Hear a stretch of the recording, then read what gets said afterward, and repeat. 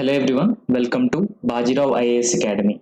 Right, so from now onwards, we will discuss the UPSC mains examination question and answers. Right, we all know that UPSC has conducted mains examination recently. So over a period of time, we will discuss all UPSC questions so that we will understand the trend of UPSC, how UPSC has been asking questions, and how we can approach those questions, because it is very important for us to know how to frame the answers.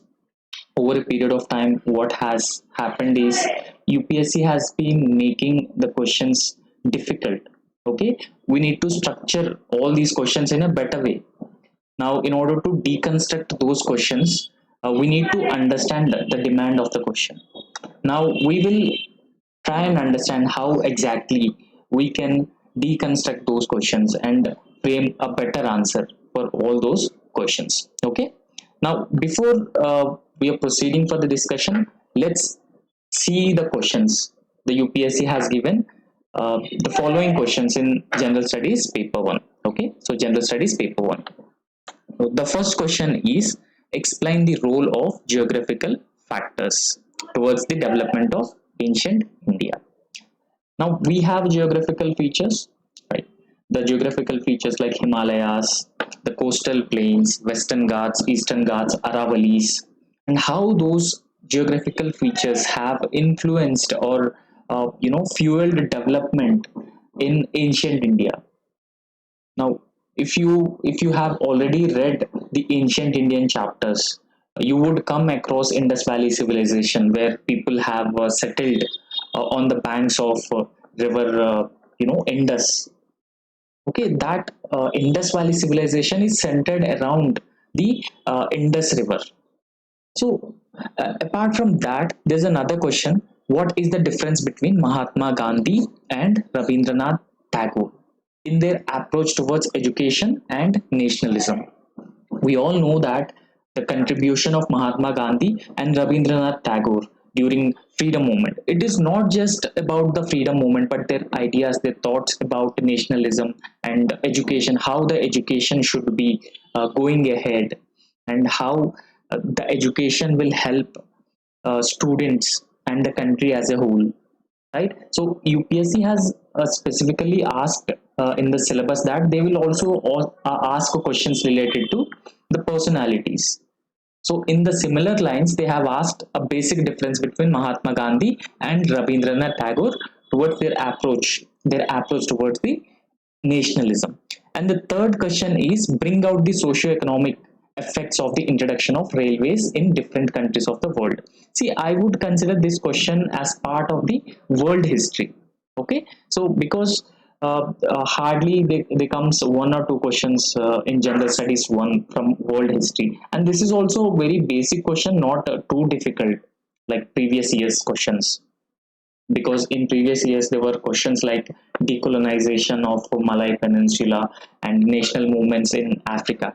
But this question with basic understanding means extraction of resources, transporting those resources from colonies to the capitalist countries. Okay, the colonizer countries, like already industrial revolution has been taking place, movement of people, mobilization of forces. So you can, if you have some basic understanding, you can answer this question in a very good way, right? So the fourth question is, discuss the consequences of climate change on food security in tropical countries.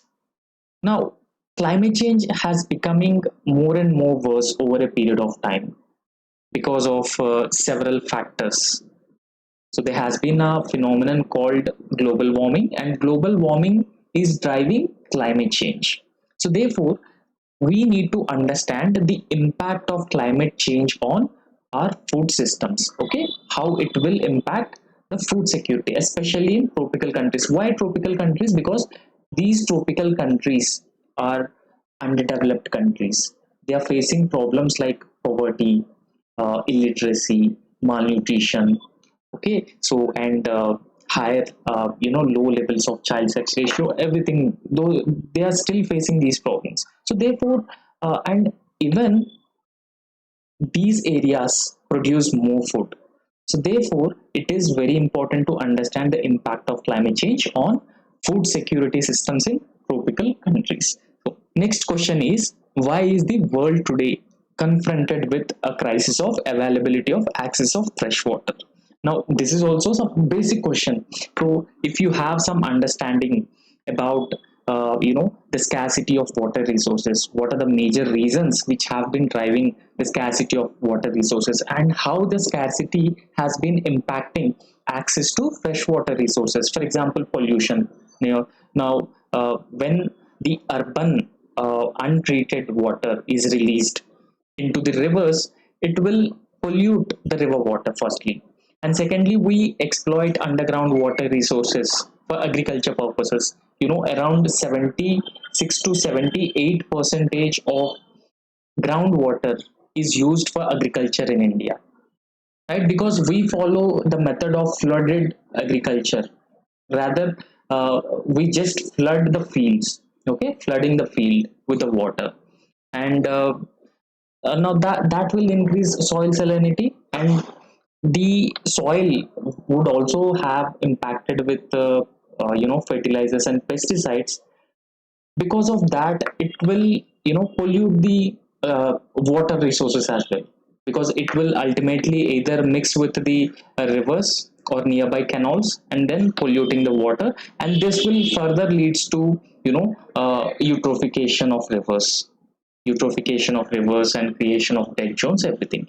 Now, so in this session we will discuss these five questions. Okay, now we will try and deconstruct how we can address these questions, and what the content we need to write for these questions, so that we will know how to frame a correct answer right from introduction up to conclusion. Okay, because even if you have content, you don't know how to structure an answer, then that would be problematic for you. You may not be able to get good marks. Okay, so these are all the 20 questions, but in this session we will discuss the first five questions in a very detailed way, so that you will know everything how to frame the answer. So the first question is, explain the role of geographical factors towards the development of ancient India. Okay, what role geographical factors have played in the development of ancient India?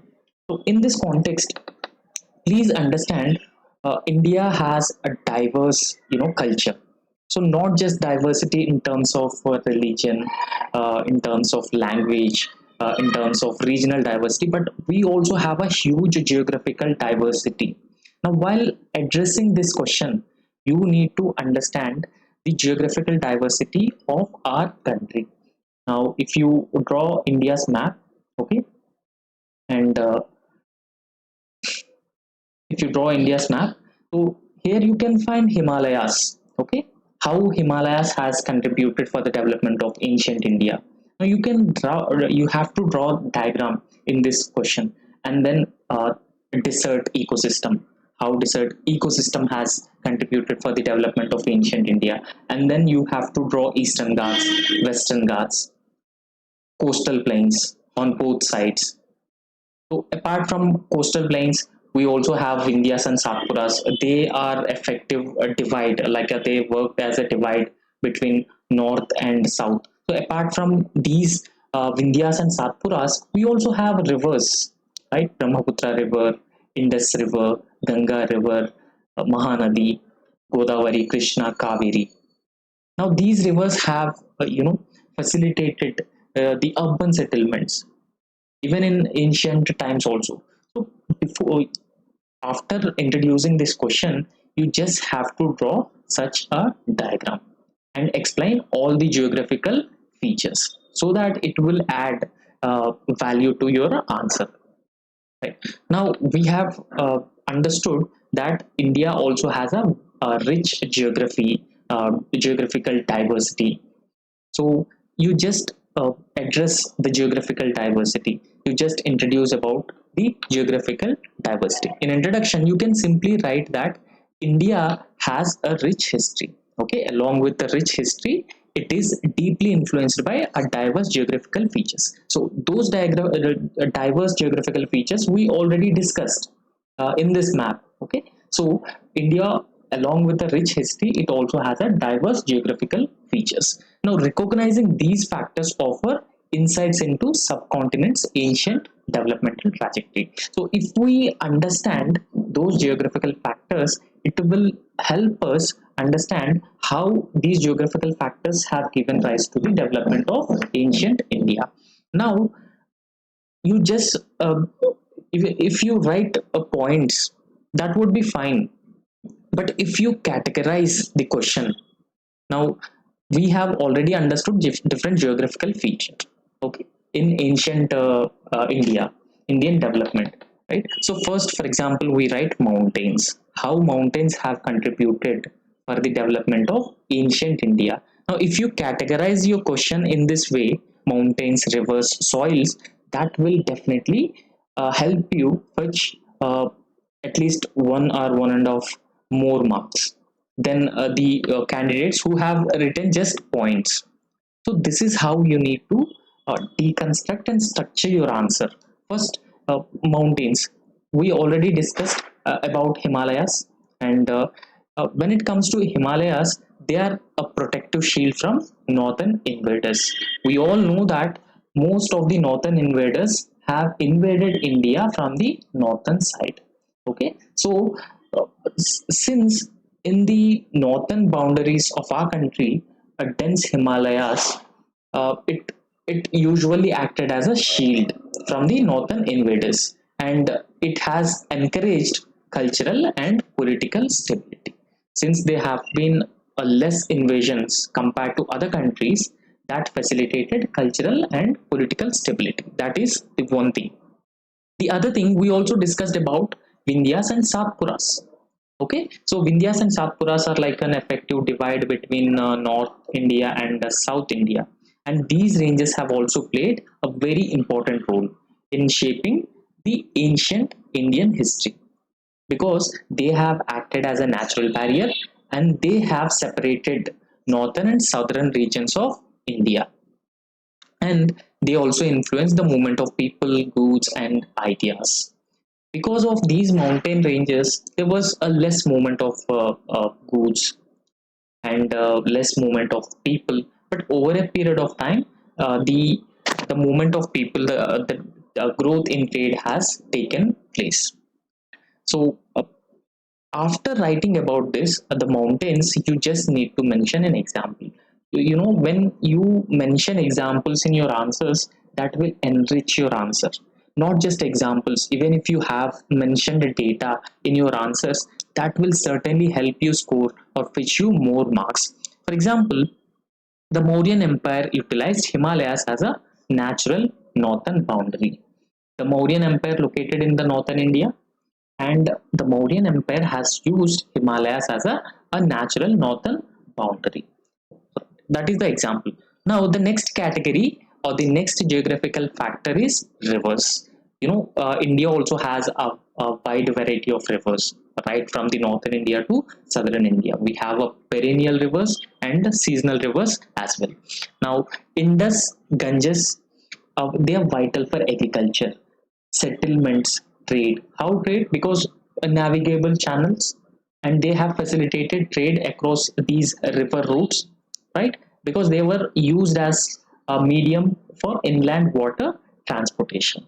Now, after that, you can just mention example of Indus Valley civilization, how the civilization flourished around the Indus River, mainly Harappa and Mohenjo-daro. But it is not mandatory that you can just mention about Indus and Ganges.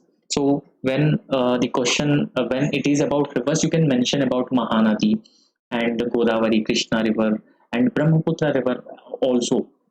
But make sure you link those rivers, how they have contributed for the development of ancient India. So the next category is soils. Right, soils are also very important because soils have facilitated the growth of different crops. We already know that during the Harappan civilization, people have cultivated cotton, barley, wheat, Because of alluvial soils, it was possible, because there was a growth in settled agriculture that has resulted in a trade between people. Now when trade, there were a settled life has started, and urban centers have emerged as a trading centers across these river routes and all. Okay, so you can mention those things. For example, during Harappan civilization, wheat, barley, cotton, rice have been cultivated in a majority parts in northern northwest India. So you just have to mention those examples in your answer. So we have discussed mountains, rivers, and also soils. After that, we need to talk about coastal plains. We all know that India has a long coastline.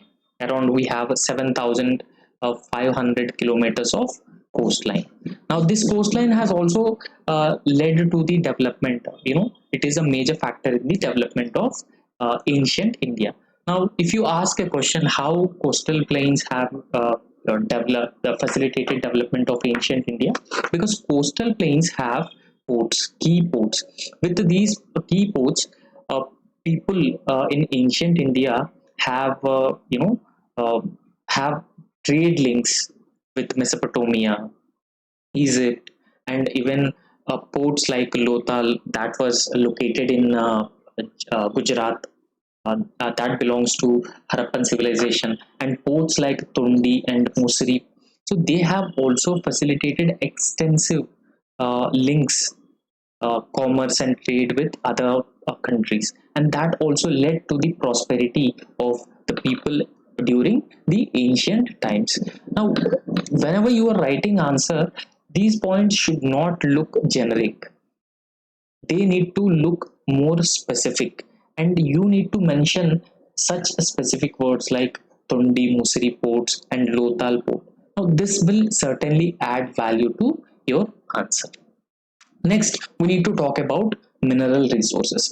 Mineral resources are also part of the geographical factors, because we know that Magadha Empire reached such a levels is one of the factors because of availability of iron ore. So in the similar way, apart from Magadha Empire, so different regions have a different mineral ores.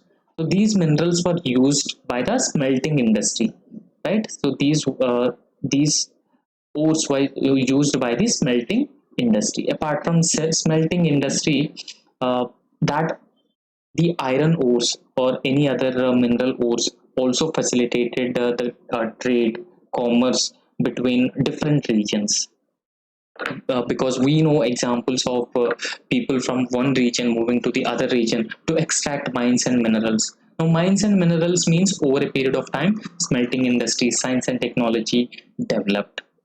So this is a very important for development of ancient India. You can mention an example.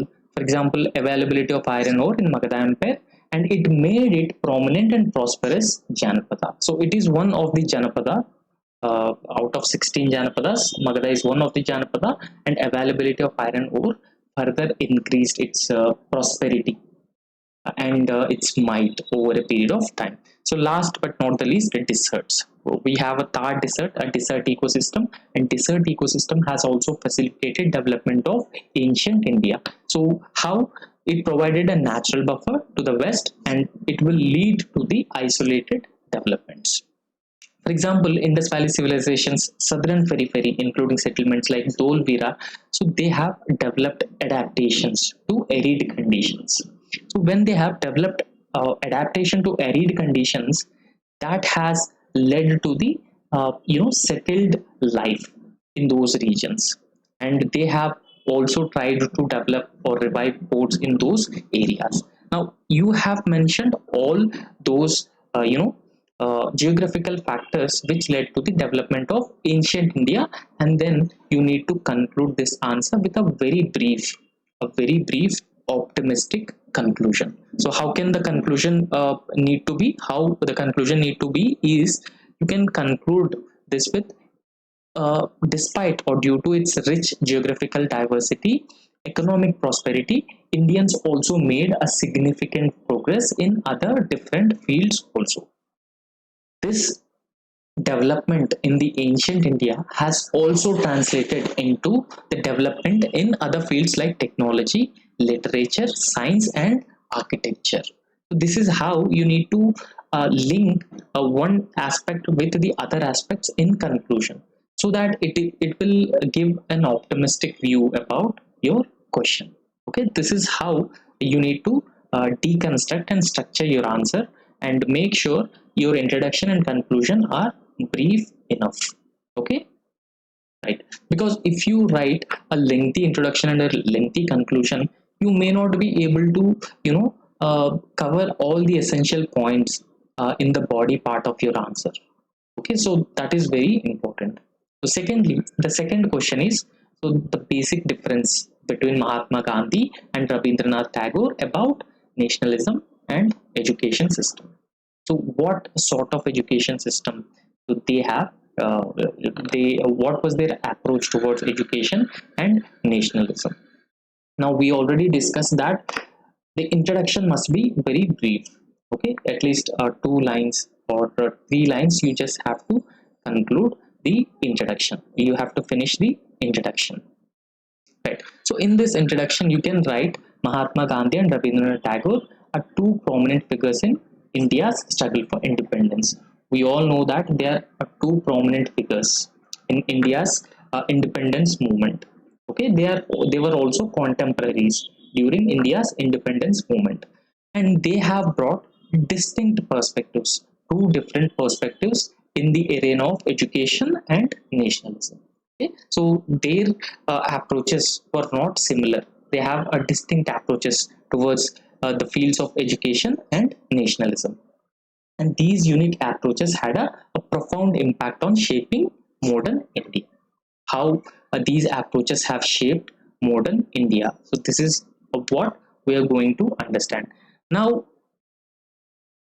it has asked about the difference between Mahatma Gandhi and Rabindranath Tagore in their approaches towards education and nationalism. Now, first, what you have to do is you have to write a side heading. The side heading is the difference between Gandhi and Tagore and education. Okay, so what is the difference between Gandhi and Tagore on education? And then after finishing this part, you need to write the difference between Gandhi and Tagore on nationalism. So this is how you need to structure your answer, so that it will increase the value, or it will enrich your answer.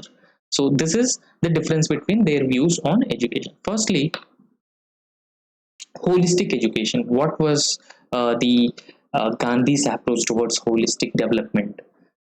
How education translates into holistic development. Their respective views.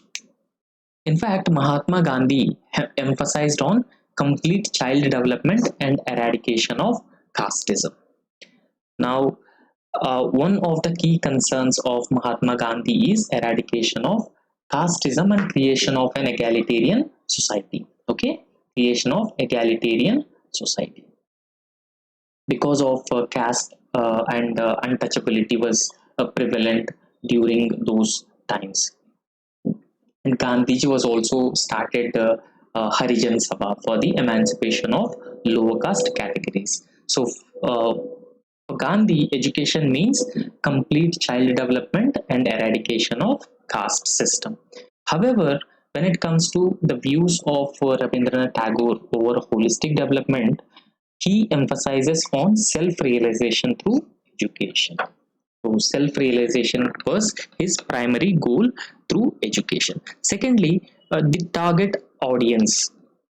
If you look at the target audience, Gandhi focused on education, common man for societal betterment. So he wanted the overall societal betterment, not just the children, but also the common man need to be educated. See, this is a very important when the government has been trying to provide digital literacy for all the people. Okay, so therefore Gandhi has emphasized on educating the common man for societal betterment, and Gandhi aimed at producing saints and ideal individuals. Because for Gandhi, he followed satyagraha, he followed non-violence as a tools during India's freedom movement. So therefore, he emphasizes on ideal society like Ram Rajya. Okay, Ram Rajya. So Ram Rajya is a stateless society. Okay, so Ram Rajya is a stateless society. So he emphasizes on grassroots democracy and he emphasizes on individual morality. So therefore, he aimed to produce saints and ideal individuals. However, when it comes to Tagore, he was more practical in nature in this aspect. Practical in the sense that he emphasizes on integrating India's education system with the Western form or Western education system. You know, during 19th century, we have a Western educated intelligentsia. So they led the socio-economic and religious reforms in our country. So in this context, Rabindranath Tagore has emphasized on Western education and integration of Western education with the Indian system for the children, okay, for the all-round development. Now, next category is their approach to technology within education. Okay, so Gandhi was critical of machines. Gandhi was critical of machines and technology, and Gandhi advocated simplicity. Now, if you understand this thing, Gandhi has not favored the machine production. Okay, rather he favored production by the masses. Okay, so he favored production by the masses because machine made production has resulted in exploitation of resources and even exploitation of workers. So therefore, he gave the concept of work, something like bread. So those people have to earn their own bread, something like that. So he emphasized on production by the masses, not mass production. So therefore, he advocated simplicity and not technology and machines. However, Tagore supported teaching modern science along with traditional knowledge. So he also emphasized on traditional knowledge along with modern science. Now, harmony with the nature. Gandhi did not address specifically the environment of education. Gandhiji did not touch upon this factor. However, Tagore has given more importance for the for the environment in shaping the attitudes and behaviors of a child. So therefore, even we know about Shanti Niketan. Okay, Shanti Niketan that was established by Rabindranath Tagore. So the emphasis of Shantiniketan or the aim of Shantiniketan provide such a learning environment for children, so their outcomes, the learning outcomes would improve. Next, economic self-sufficiency. What were their views on economic self-sufficiency? Gandhi advocated village republics. Gandhi advocated self-sufficiency through work at the educational institution. However, on the other hand, Tagore has emphasized on acquiring more and more unbridled knowledge, integrating Indian education system with the Western education system. Last, freedom in education. So Gandhi has emphasized on creative freedom within the limits. However, Tagore has wanted complete freedom for children in education. Okay? So Gandhi did not favor complete freedom for children, but creative freedom. On the other hand, Tagore has emphasized on complete freedom for children in education. Right. So the basic difference between Gandhi and Tagore over uh, we have discussed about education, but what are their views about nationalism? So what sort of a nationalism they wanted? Now, when it comes to definition of nationalism, for Gandhi, nationalism means justice, equality, and he viewed nationalism as serving humanity because he gave the concept of Manava Seva is Madhava Seva. Okay? We all know about it. Manav Seva is Madhav Seva. Service to man is service to God. So, hence, nationalism means serving humanity, justice, and equality where no one is exploited. No one is a means to someone else's end.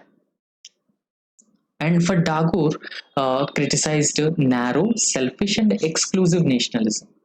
Rather, he emphasizes that nationalism as a menace and source of power.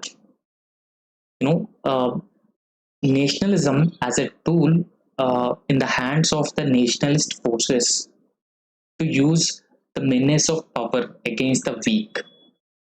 So, therefore, for Tagore, nationalism means a wider aspect. Okay, it is not a narrow, it is not selfish, and it is not exclusive nationalism. And when it comes to approach to armed nationalism, Gandhi strictly opposed armed nationalism. We know that Gandhi has followed non-violent satyagraha throughout the national movement, except the Quit India movement. But Gandhi strongly opposed the armed nationalism. Okay, so he also advocated there should be no hatred. Right. However, Tagore distressed by the fragmentation of the world and pursuit of power through nationalism, because that was the time when colonialism has been at its peak, and even several European countries, Japan, have been looking for new colonies. So, therefore, the world has been becoming increasingly polarized and fragmented. So, therefore, uh, uh, Rabindranath Tagore was not in favor of increasing polarization and fragmentation of the world, because that may lead to a world war like an event. When it comes to vision of nationalism, Gandhi desired Indian nationalism to align with the principles of justice, equality, service to humanity. So these principles we have also discussed. However, for Gandhi, the vision of nationalism is justice, equality, and service to humanity. However, Tagore has emphasized on nationalism should transcend power politics and higher human ideals. Okay, so nationalism means higher human ideals.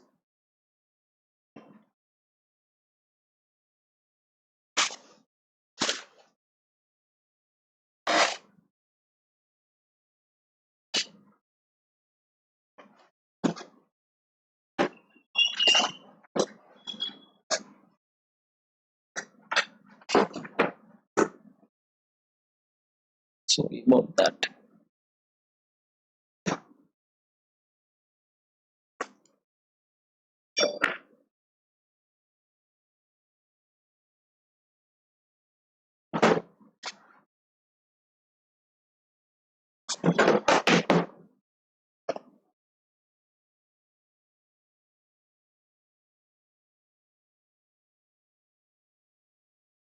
Okay, so the next question is bring out the socio-economic effects of the introduction of railways in different countries of the world.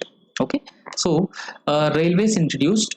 Um, See, in this question, we need to just write the socio-economic effects of the introduction of railways in different countries.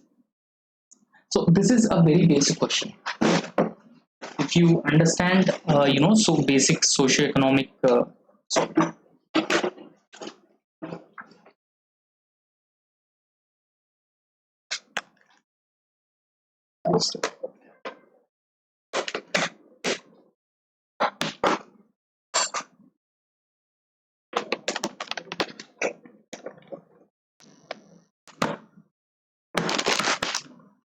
Yeah. So the socio-economic effects of introduction of railways in different countries of the world. Now you just have to emphasize on socio-economic effects of introduction of railways in different countries. We all know that industrial revolution, reformation, that was taken place, a scientific revolution taken place in Europe. Now, scientific revolution with the invention of steam power, that has fueled industrial revolution. Not just industrial revolution, but also railways. So, hence, the colonial masters have started introducing railways in different parts of the country. So, these railways have changed the socio-economic aspects in different regions throughout the world. Now, when you structure this answer, you just have to write the social or the first economic effects of introduction of railways, and then write the social effects of introduction of railways in different parts of the country. While writing answer for this question, you should also mention some examples where it was introduced and what was the real intention. Now, briefly introduce this question that railways were introduced in the 19th century and they have revolutionized transportation, had a profound impact on societies and economies worldwide. See, so with this a single statement, this question is a very well introduced because it has it said that railways have a profound impact on societies and economies worldwide. It has revolutionized transportation and it was introduced in the 19th century. So with a very limited number of words, the question is very well introduced in this answer. Okay. Now we need to understand the economic impact of introduction of railways in different parts of the world. Firstly, railways have increasingly facilitated the movement of people and goods. We all know that the contribution of railways during India's national movement. In a similar way, it has contributed for the movement of people, goods, and that led to the growth of local and national economies. Now, the railways have connecting different regions that would also fuel the growth of trade between these different regions. When the growth of trade has been taking place, then that would lead to urbanization, settlements, and also prosperity. So therefore, there was a growth of local and national economies. For example, so there was an example also. So British Raj saw rapid economic growth due to expansion of railways in India. Since British Raj has expanded railways throughout India, it became easier for them to transport raw materials. Okay, transport raw materials or mobilize forces to the areas which are uh, uh, which have facing a rebellion or revolt. So therefore, there was a rapid economic growth that benefited British, not Indians per se. So, second point is rapid expansion of railways transformed economy by enabling efficient transportation of coal, raw materials, and finished goods. We have also discussed how colonizers have transported these raw materials into their respective countries to fuel their industrial revolution needs. Okay, so see, all these points have been written keeping in mind the economic effects. Okay, the economic effects. So in this question, we cover both positive and negative sides also in a similar way, but you can also write the economic impact, social impact, and then the negative impact of introduction of railways in different parts of the country. So this is how you need to structure this answer. Now, advances in travel, transportation that further helped in driving settlements. For example, they have given the example of North America, and North America was integral to nation's industrialization. Okay, this is possible because of the development of railways. And the other aspect, the other point is that by connecting different human settlements through railways, uh, or the wider set of or wider stretch of railways, the service stimulated urban suburban linkages. So there was an example. The example is Trans-Siberian Railways. Okay. Now we have discussed economic impacts of railways. Now social effects of introduction of railways. Now these are all the social impacts of introduction of railways. So these consist of both positives and negatives. So the first point is it led to increased migration from different parts of the world. Okay, because in order to for industrial revolution, those industries required labor. Now it facilitated the mobility of labor and raw materials as well. So ease of mobility enabled access to new settlements, humanization of new regions. It is possible that whenever there has been increasing mobility, people have been shifting to the other areas in search of employment and better living conditions. There's a possibility that the region would turn into an urban area and it would fuel urbanization as well. The enhanced economic activities because of railways gave rise to new urban centers in India. For example, Mumbai or other coastal towns like Chennai. So they were also a result of railways and excessive urbanization. So there will be a cultural diffusion. It is a very much possible that when a person from northeastern region has been going to southern India, okay, southern India, or a person from southern India is going to northeastern region, there's a very high likelihood that there will be a cultural diffusion. So cultural diffusion, either it would be good because it enhances diversity of a particular region, different cultures living together, and it enhances the toleration or tolerance among the communities. However, it may also create some ethnic issues as we see in northeastern region. Apart from that, there were social barriers were removed. Social barriers means rich, poor classes, and apart from that, the caste discrimination. Such social barriers were removed because of railways, and railways contributed to the reduction of social inequalities. How? Because uh, people who were otherwise living in rural areas, they have migrated to urban areas. Okay, so their living conditions may improve because of some factors. Not all the people, but some people living conditions may improve.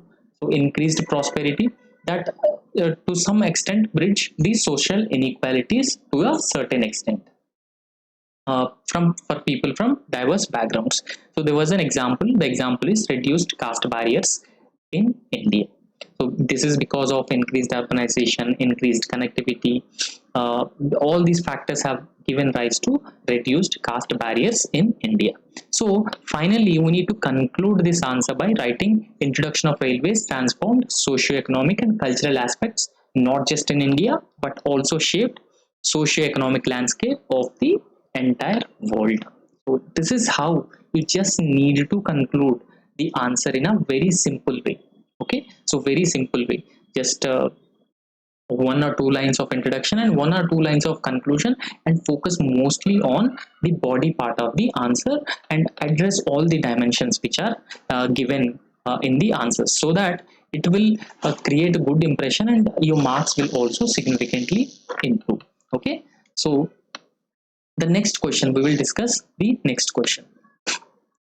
So the next question is discuss the consequences of climate change on the food security in tropical areas. So what is the consequence of climate change on food security? Now we all know that what is climate change? Climate change is increasing temperatures, increasing temperatures of global warming leading to change in weather patterns, weather conditions in a particular period of time. Okay, so it is better to introduce any answer with data. So if you introduce any answer with data, it creates a very good impression in the minds of examiner, right? So this question says that this introduction says that about 80% of the global population most at risk of crop failures and hunger from climate change, and this mostly seen in Sub-Saharan Africa, South Asia, Southeast Asia, where farming families are disproportionately poor and vulnerable. So this is the data from World Bank. So World Bank data says that 80% of the global population, so they are at the risk of hunger, they are at the risk of crop failure who are engaged in the agriculture sector, and this is primarily because of climate change, and that ultimately impact global food systems, that ultimately impact global food systems. Now we have briefly introduced this question with some data from the World Bank. It gives legitimacy to our answer. Now, now we need to discuss the consequences as well. So, what will be the consequences of climate change on the food security in tropical countries? Firstly, India. So, heat wave impact on agriculture. We all know that how heat wave will impact the agriculture sector. For example, decreased wheat and rice yields in states like Punjab and Haryana. Okay, so recently, because of these increased heat wave like condition, there has been a decreased rice yields in states like Punjab and Haryana. And India's 2022 ban on wheat exports, spiral effect of the heat waves. Okay, it has spiraled the effect of the heat wave like conditions. So next we can go with Bangladesh. So there was a sea level rise in Bangladesh. Whenever there was a sea level rise, that would lead to the intrusion of salt water into the fertile plains. When salt water intruded into the fertile plains, then soil salinity will increase, and that will impact the fertile soils, and rice cultivation will also get impacted because of this. And third, changing rainfall pattern. Due to climate change, there has been a changes in rainfall pattern. Droughts have increased, and this has significantly decreased the crop yields for millets and sorghum, and that has impacted livelihoods in Africa. So this is the most critical. This has a most critical impact in the African region. Okay, so there were droughts and floods also. So erratic weather patterns leading to food insecurity in these different areas. So along with these points, you can mention some data. Okay, you can mention some data examples, so that certainly add value to your answer. So earlier also we have discussed about sea level rise and how salinity will start increasing in those fertile areas, and because of climate change there has been an increasing intensity of cyclones, storm surges, and that will lead to the salinity of fertile soils. So there has been an increasing water stress also, that is primarily assumed to climate change, because water is very important in India, and we also not shifted to effective water irrigation practices that would pose significant threat to our water systems. Okay, apart from that, there has been increased intensity of cyclones and crop destruction in coastal areas. For example, you can mention about Amphan cyclone in Odisha, West Bengal, and what is its impact on different crops in those areas. So there has been increased pest attack. You very often come across locust attack.